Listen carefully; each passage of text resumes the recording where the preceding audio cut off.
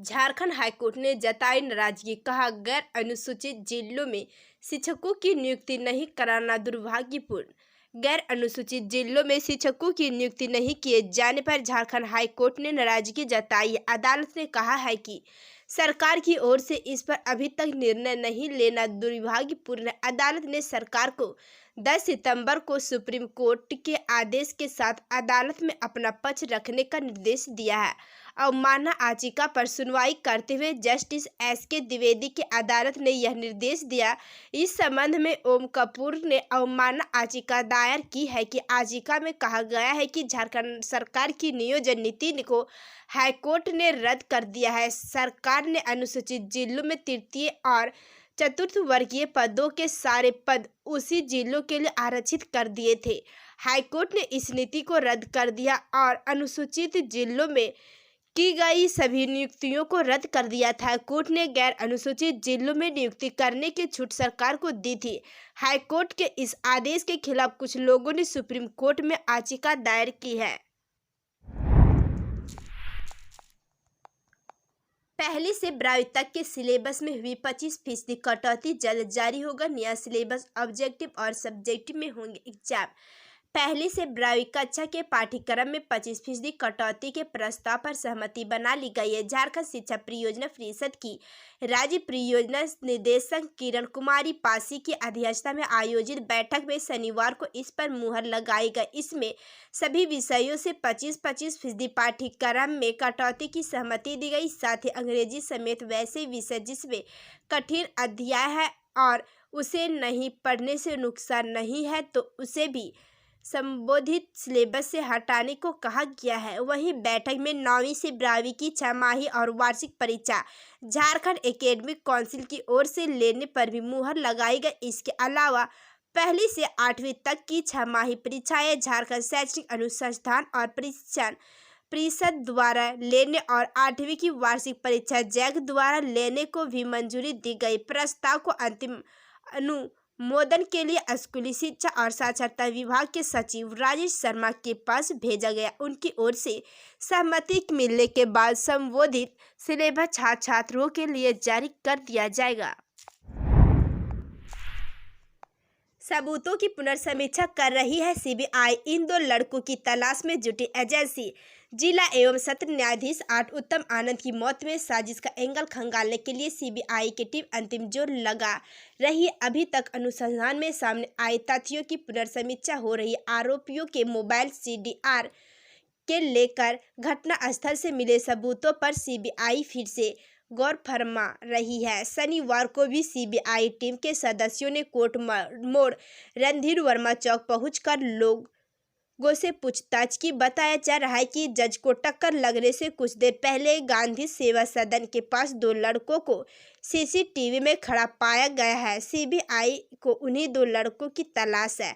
हालांकि अभी तक CBI को उन 2 लड़कों को किसी संदिग्ध व्यवहार का पता नहीं चला। CBI तलाशी करना चाहती है कि दोनों कौन थे और घटना के समय वे लोग किस काम से वहां पहुंचे थे। उनकी पहचान के लिए CBI की टीम धनबाद पुलिस से मदद ले रही है। शनिवार को रणधीर वर्मा चौक पर स्थित शौचालय के कर्मियों से CBI ने पूछताछ की।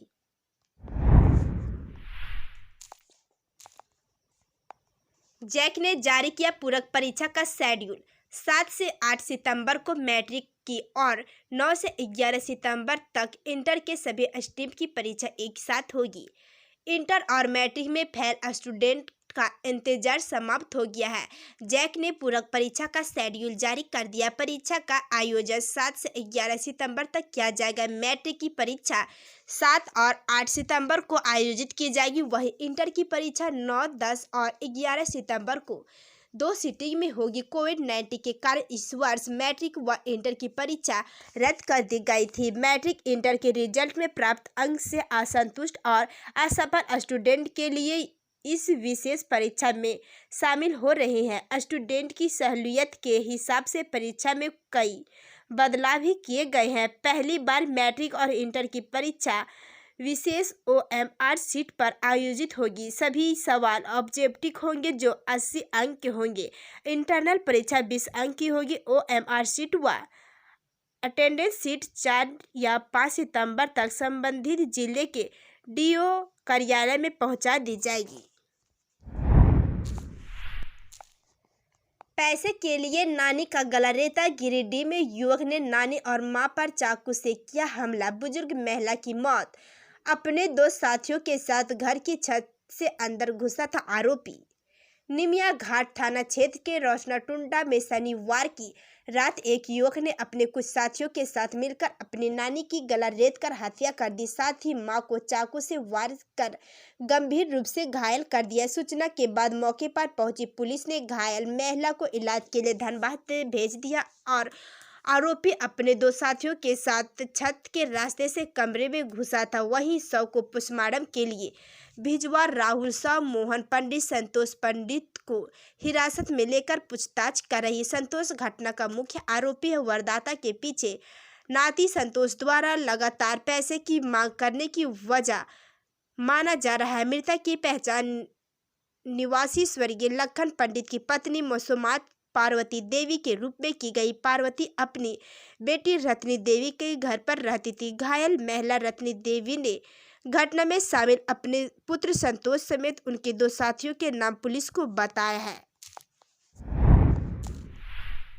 ओलंपियन निक्की प्रधान के गांव में नहीं है हॉकी का मैदान, फिर भी ऐसे बढ़ाया मान।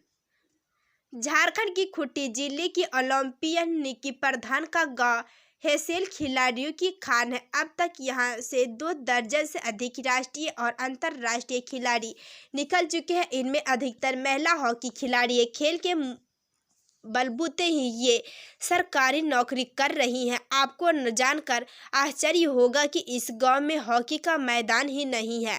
झारखंड के खूंटी जिले के मुरहू के एक छोटे से गांव हेसल से निकलकर 2 बार ओलंपिक तक पहुंचने वाले निक्की प्रधान व इन दिनों जिले के सभी खिलाड़ियों के लिए रोल मॉडल बना गई है। टोक्यो ओलंपिक में महिला हॉकी टीम का सर्वश्रेष्ठ प्रदर्शन के बाद निक्की प्रधान खूंटी जिले के साथ साथ पूरे राज्य के खिलाड़ियों के लिए प्रेरणा स्रोत बन गई है। ओलंपिक से लौटने के बाद खूंटी की निक्की प्रधान और सिमडेगा की सालिमा टेंडे का जोरदार स्वागत हुआ। राज्य सरकार भी इन पर मेहरबान रही। जगह जगह सम्मान दिया जा रहा है। हेसेल से निकलकर ओलंपिक तक जाने का सफर लंबा रहा। निक्की की प्रारंभिक शिक्षा राज्य के मध्य विद्यालय पेलोल में हुई। इसके बाद 8वीं से इंटर तक की पढ़ाई राज्य के उच्च विद्यालय बारियात में पूरे की इंटर के बाद वह खेल में ही रम गई।